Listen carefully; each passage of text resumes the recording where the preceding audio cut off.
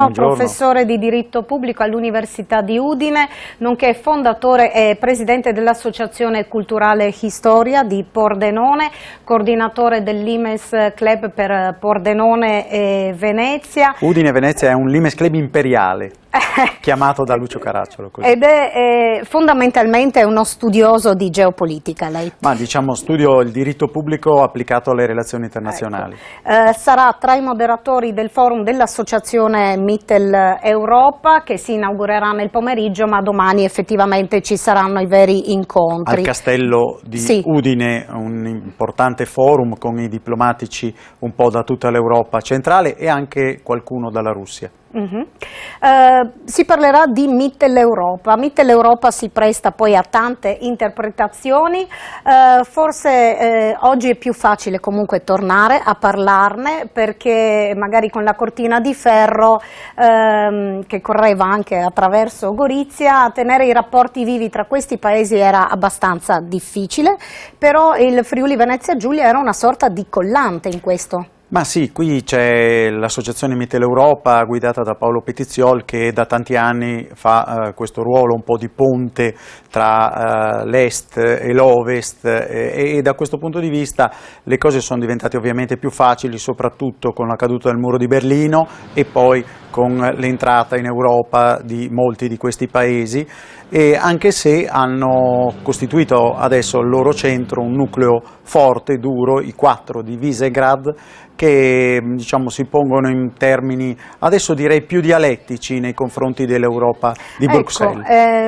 In termini dialettici, dall'altra parte in questi giorni siamo coinvolti e stiamo seguendo anche come evolverà la Brexit, non sono equivalenti i due movimenti, diciamo. No, diciamo si vede cosa succede quando si esce dall'Unione Europea e succedono brutte cose con la Brexit, e invece stando dentro l'Unione Europea si può crescere economicamente e si può cercare, ed è qui l'impulso del gruppo di Visegrad, di avere una maggiore integrazione sotto tanti altri punti di vista. Io penso per esempio l'anno scorso il commissario ungherese dell'Unione Europea è venuto a questo forum mitteleuropeo e ha spiegato come questo gruppo di Visegrad si aspettava non solo gli aspetti economici, ma anche un'integrazione culturale, la possibilità di migliori relazioni tra i popoli e così via, una vera Europa. Sì, poi in verità fa un po' una distinzione, no? Tra i popoli di serie A e serie B, nel senso che ci sono i popoli che accogliamo e i popoli che non accogliamo, e perché questa è un po' la cifra del Visegrad adesso, perché nel momento in cui è nata subito con Havel aveva un po' un'impostazione diversa. Lei è studioso anche di autonomia e autonomisti ed è amico di tanti catalani. Sì, sì. Che cosa sta accadendo adesso con questa sentenza? La sentenza del Tribunale Supremo ha dato 100 anni di galera ai responsabili politici del tentativo di referendum e del tentativo di indipendenza catalana, e dopo 2 anni sono arrivate le condanne e la soluzione, come dice il Barcellona Calcio, la prigione non è la soluzione, e sono delle condanne molto pesanti, probabilmente esagerate, e stanno dando delle reazioni inaspettate, perché il popolo catalano è sempre stato pacifico, ha fatto sempre delle manifestazioni pacifiche, e invece in questi giorni c'è qualcosa di più, tant'è vero che il consigliere degli interni Buch ha detto che non dovete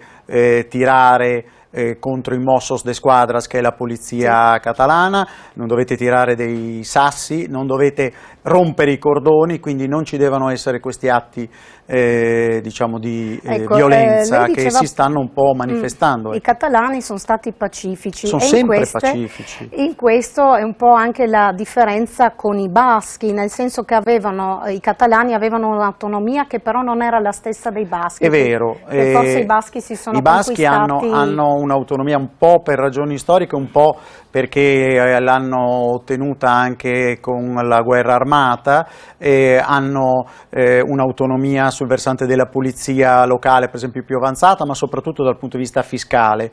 e anche dal punto di vista dell'ordinamento giudiziario, cose che i catalani avevano un po' ottenuto con lo Statuto di autonomia nel 2006, approvato anche dal Parlamento spagnolo, ma che poi il Tribunale Costituzionale spagnolo 4 anni dopo ha completamente rovesciato e dichiarato incostituzionale. E da qui poi questa è cronaca, io a questo punto devo fermarla, sì, purtroppo. Noi